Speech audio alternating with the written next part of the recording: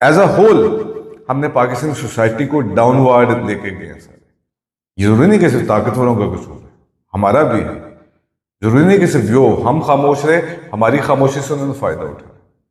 ظلم، بربریت، یہ صحبتیں، یہ سب کچھ تو اس سوسائٹی کا حصہ. جب آپ آواز اٹھائیں گے تو جتنا بھی طاقتور اس کو یہ باتیں پسند نہیں آتی. السلام علیکم، میں ہوں یاسر ملک ایڈوکیٹ، اور آپ دیکھ رہے ہیں اسکیپ فرام کیج. یہ جو خبریں ہیں نا، اور یہ جو مختلف طرف سے آپ کو دھڑا دھڑ خبریں آتی ہیں جس کے اندر آپ کو نہ جانے کیا کچھ سمجھا دیا، لیکن آپ اور میری طرح کے بہت سارے لوگ اس بات کے معمے کے اندر آج تک پھنسے ہوئے ہیں کہ آخر یہ سب ہوگا کب. لیکن پھر بھی بہت کچھ ابھی سوچنے والا، سمجھنے والا ہے. صرف ڈوٹ کنیکٹنگ کرتے جائیے. طاقتور سے چلی جاتی ہے، کل دوسرا طاقتور ہوگا. یہ کیسے ہوگا؟ یہ آپ کو کہانیوں سے، قصوں سے، ماضی کی روایتوں سے آپ اسے سمجھ سکتے ہیں. ایک دم ہونے والا سلسلہ نہیں ہے یہ، کبھی نہ کبھی سلسلہ شروع ہوتا ہے، ایک لمبی داستان. تو آج ہم کچھ خبروں کو آہستہ آہستہ ساتھ لیں گے. یہ سسٹم، یہ نظام، یہ اسٹیبلشمنٹ جب بھی کچھ کرواتی ہے تو وہ اداروں کے سر پہ بندوق رکھ کے اپنی بندوق چلاتی. یعنی کہ اگر وہ بندوق ٹھیک نشانے پہ لگ جائے تو ٹھیک، نہیں تو بدنامی کا باعث بنے گا اس ادارے کے لیے. یہی سب کچھ آج کل پاکستان کی عدالتوں کے ساتھ ہو رہا ہے. پاکستان کی بیوروکریسی کو، پاکستان کی عدالتوں کو ان طاقتوروں نے استعمال کیا اپنے فیصلوں کے لیے، ویسے ہی جیسے ذوالفقار علی بھٹو کے لیے استعمال کیا گیا. آج وہی عدالت اپنا امیج برقرار رکھنے کے لیے ان فیصلوں کو ختم کر رہی ہے. ان فیصلوں کے آگے نئے فیصلے دیتے ہیں جہاں پہ بتاتی ہے کہ ہم سے یہ زیادتی ہے. تو امیج بڑا ضروری ہے، وہ چاہے اسٹیبلشمنٹ ہو، چاہے عدالت ہو، چاہے بیوروکریسی ہو. عوام کی نظر میں وہ امیج بہت زیادہ ضروری ہوتا ہے. لیکن عدالتوں نے سب کچھ کر دیا. قاضی فائز عیسیٰ صاحب جیسے لوگ جب منصب پر آ کر بیٹھتے ہیں، ان کے فیصلے بول رہے ہیں، شاید وہ خود نہیں بول رہے. جیسے کہتے ہیں کہ ججز کے فیصلے بولتے ہیں، ججز خود نہیں بولتے.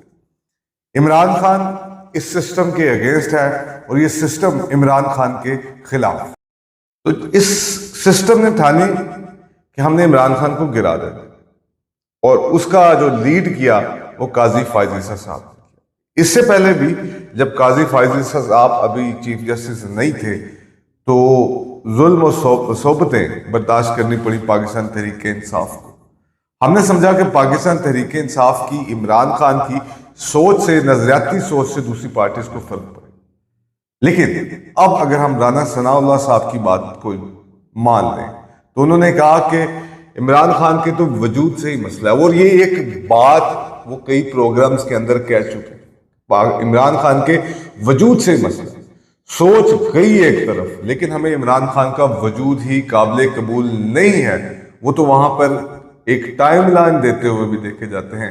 آپ سال ڈیڑھ سال کے اندر دیکھ لیں گے کہ عمران خان باقی نہیں رہے.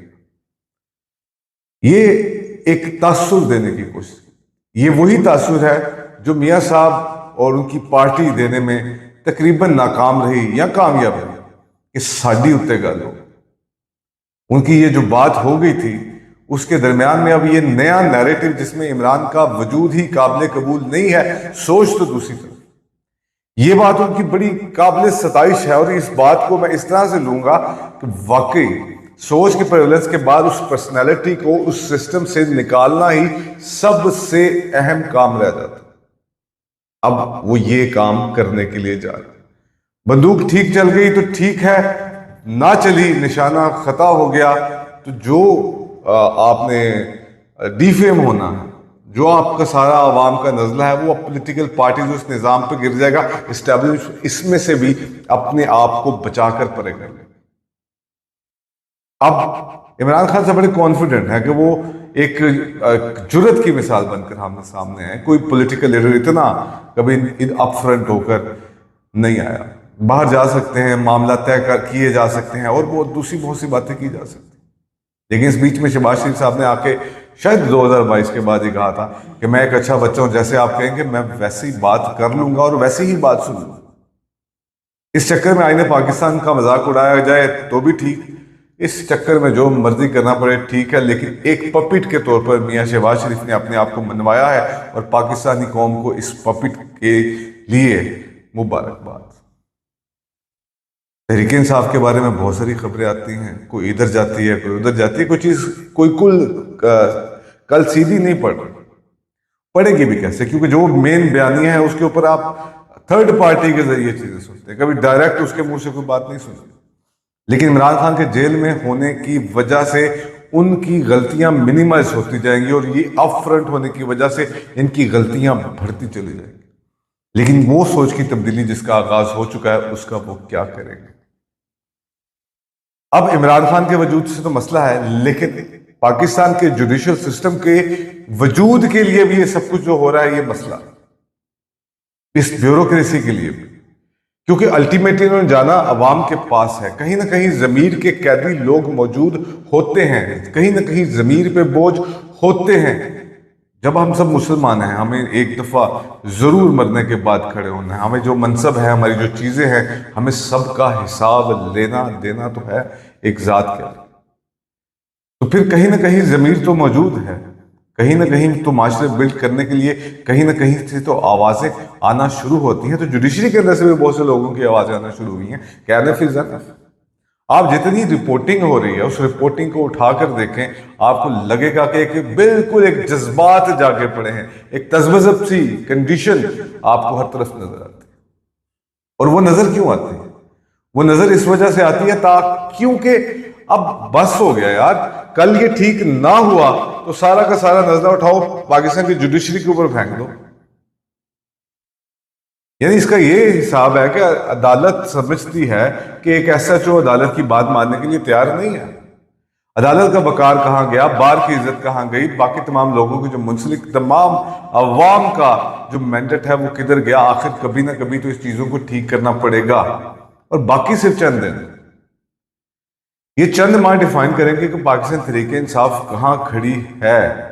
یہ ایک خاص کچھ عرصے کے بعد وہاں پہ کنٹین کر سکتے ہیں یا نہیں کر سکتے، یا یہ جلد ہی ایک بڑی تحریک شروع کر اس کو ختم کر دیں۔ تو عدالتوں سے کچھ فیصلے تو آنا شروع ہو گئے ہیں، کچھ ریمارکس، کچھ فیصلے اس طرح کے آنا ضرور شروع ہو گئے۔ کہیں نہ کہیں لاہور ہائی کورٹ ہو، اسلام آباد ہو، چیف جسٹس کو چھوڑ دیجئے، کہیں نہ کہیں ججز نے کچھ اپنی جوڈیشری نے اس سسٹم نے اپنے آپ کو کھڑا کرنے کی کوشش کر رہا ہے تاکہ وہ کھڑا ہو، آگے کی طرف بڑھے، آگے جائے اور اس کی ساکھ بحال ہو۔ کہ جتنا سب کچھ ہوا آپ سب کچھ عدالتوں کے اوپر ڈال دیجیے، آپ سب کچھ اس بیوروکریسی، اس پولیس، اس نظام کے اوپر ڈال دیجیے، لیکن جو اس کے پیچھے کار فرما ہے، جو اوپر کا جو آرڈر ہے، اوپر والے جو ہیں وہ ابھی تک کھل کر سامنے نہیں آئے۔ آلو کہ ہر چیز سب کے سامنے ہے، کون کس کے لیے کیا کروا رہا ہے ہر شخص کو پتہ، لیکن پھر بھی ابھی تک اوپر والے کھل کے سامنے نہیں آئے۔ عدالتوں کی یہ حال ہے کہ سیشن کورٹ سے وہ بندے وکیل کے چیمبروں سے اٹھا کے پولیس لے کے چلی جاتی ہے، مارتی ہے، گالیاں نکالتی ہے، ملزم ہے، سیشن جج سویا رہتا ہے، وہ کچھ کر ہی نہیں سکتا۔ وہ ادھر سے بڑے بڑے افسروں کے وارنٹس جاری ہوتے ہیں، لیکن وہی بات ہے کہ ہم ان کو کچھ نہیں کہہ سکتے کیونکہ نظام ان کو کچھ کہنا نہیں چاہتا، تو عدالت کی بے توقیری ان کے سامنے ہے۔ اور بیگا پاکستانی ایک عام آدمی کے طور پر جب میں عدالتوں کی یہ بے توقیری دیکھتا ہوں تو یار یہ اخیر ہے، یعنی یہ اینڈ ہے کسی بھی سسٹم کے مر جانے کا، اور فوت ہو جانے کا، بے ہوش ہو جانے کا۔ اب یہاں سے کہیں نہ کہیں سے تو آوازیں اٹھیں گی، کہیں نہ کہیں تو ضمیر والے لوگ موجود ہیں، کہیں نہ کہیں تو کچھ نہ کچھ موجود رہے۔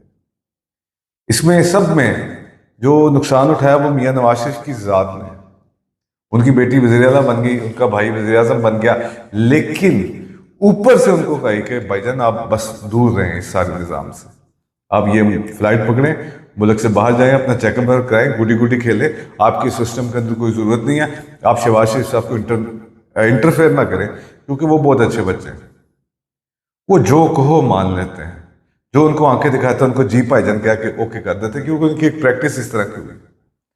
تو ہم سب کو مبارک ہو، یہ جی بھائی جان والے لوگ، یہ بوٹ پالشی ہے، یہ وہ لوگ جو صرف پپٹ سے زیادہ کوئی رول پلے نہیں کرتے. اب پاکستان کی عوام پہ ہے کہ وہ سسٹم کو برداشت کر سکتے ہیں, یہ ظلم و صحبتیں برداشت کر سکتے ہیں یا آواز اٹھاتے ہیں.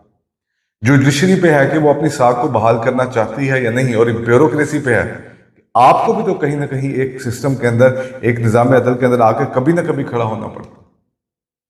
یہ ہم سب کے لیے ایک سوالیہ نشان ہے, ہم سب کے لیے ایک اپرچونٹی ہے, ہم سب کے لیے اب ہے کہ ہم اپنی اپنی صفیں درست کر لیں اور ہم مل کر پاکستان کو آگے لے کے جائیں.